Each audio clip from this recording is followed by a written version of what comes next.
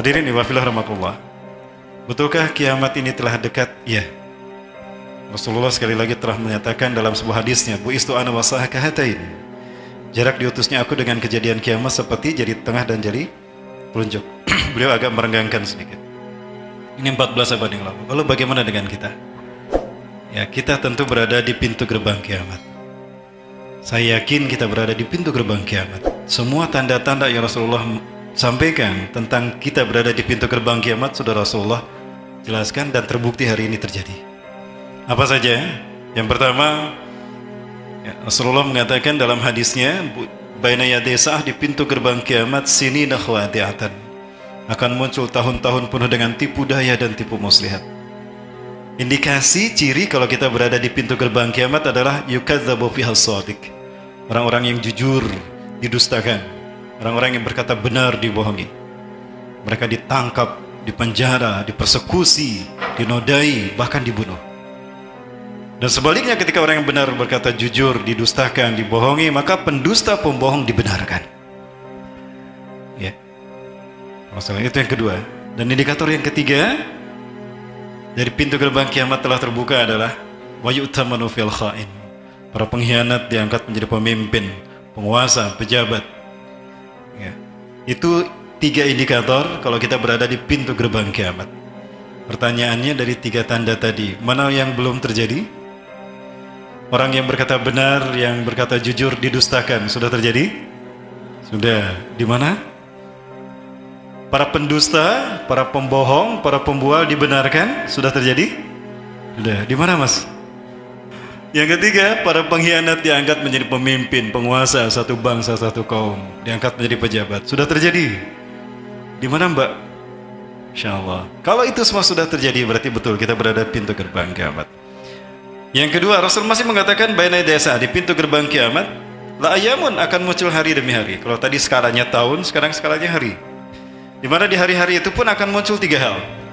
Diangkatnya ilmu, yurfa'u fi'al ilmu, wa yanzilu fi'al jahlu, wa yaksuru fi'al harj.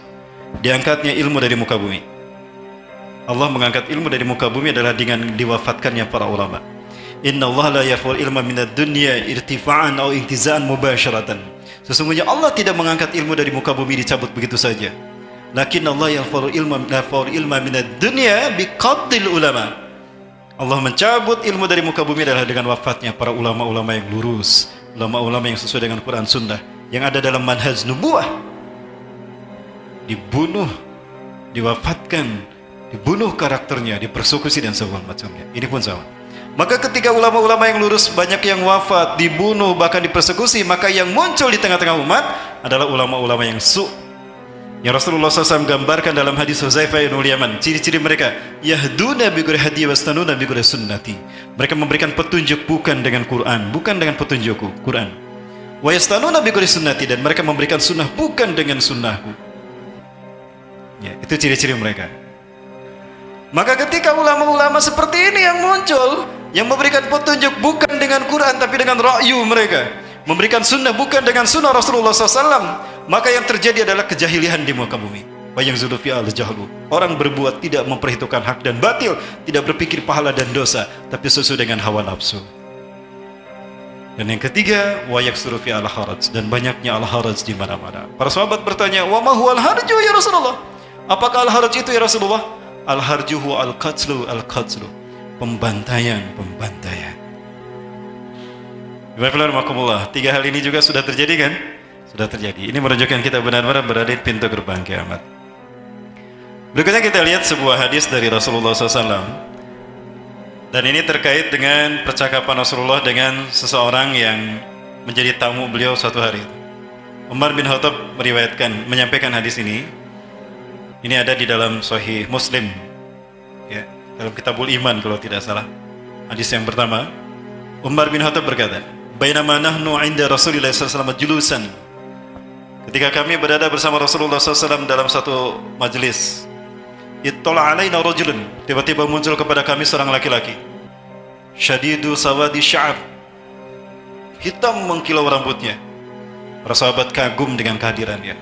Wa syadidu bayadi thiyab, putih cemerlang pakaiannya. Wala nura minhu min athari safar, tidak terlihat bekas perjalanan jauh pada wajahnya, seolah-olah dia tidak pernah melakukan perjalanan jauh. Lalu duduk di hadapan Rasulullah SAW, sila di hadapan Rasulullah, meletakkan kedua lututnya dikenakan dengan kedua lutut Rasulullah SAW. Wa yada'u yadayhi fawqa fazain Nabi, meletakkan kedua telapak tangannya di atas paha Rasulullah SAW. Kemudian dia berkata, ya Rasulullah, akhbirni anil iman. Wahai Rasulullah, beritakan kepadaku apa itu iman. Rasulullah menjawab dengan iman yang rukunnya 6 itu. Antu minabillah wa bi malaikatihi wa bi kutubihi wa bi nabihi wa rasulih wa bil yaumil akhir wa bil qadri khairi wa syarri. Sadaqta, benarlah engkau Muhammad. Fajibna lahu, kami heran kepadanya. Dia bertanya tapi juga membenarkan. Jangan ngetes ini sama Rasulullah nih. Ya, nanya kok ngebenerin. Nanya lagi tentang Islam. Akhbirni anil Islam, beritakan padaku tentang apa itu Islam. Dijawab dengan rukun Islam yang 5. Nah, setelah dijawab rukun Islam yang 5 tadi, anta syahada la ilaha illallah wa anna muhammadar rasulullah wa tuqimus salata wa tu'tiyaz zakata wa tasuma ramadan wa tahujjal baita man istata'ta ilaihi sabila. Dijawab begitu, dia berkata lagi, sadaqta, benarlah Anda. Makin heran para sahabat, kenapa kok nanya membenarkan? Akhbirni anil ihsan, beritakan padaku apa itu ihsan. Rasulullah menyampaikan, anta'budallah ka'annaka tarah fa in lam takun tarah fa innahu yarak. Engkau beribadah kepada Allah selama engkau melihatnya, dan jika engkau tidak melihat Allah, yakini Allah melihatmu. Nah, yang berikutnya nih, beliau bertanya, akhbirni mata taqumus sa'ah, beritakan padaku kapan kiamat terjadi. Saat itu Rasulullah tersenyum. Mal mas'ulu bi'alama minas sa'il, yang ditanya tidak lebih tahu dari yang bertanya. Kita sama-sama nggak tahu mas bro. Ya, tersenyum dia. Lalu dia berkata lagi, akhbirni an asyratiha, kalau begitu beritakan padaku tentang tanda-tandanya. Nah, Rasulullah menjawab, antalidal ammatu rabbataha. Tanda yang beliau sampaikan pertama kali ketika ditanya orang ini apa tanda kiamat adalah antalidal ammatu rabbataha, seorang budak melahirkan majikannya. Apa maksudnya budak melahirkan majikan? Ada beberapa ulama memberikan takwil terhadap hadis ini, ulama kontemporer. Ada yang mengatakan anak memperlakukan ibu sebagai pembantu. Sudah terjadi belum? Sudah terjadi. Anak yang mau sekolah, mami mana ini bajunya, kok belum diistrika? Istrika dulu lah. Malu dong saya di hadapan teman-teman, masa pakai baju sekolah? Kusut. Ibu diperlakukan seperti pembantu. Sudah terjadi? Sudah. Baik.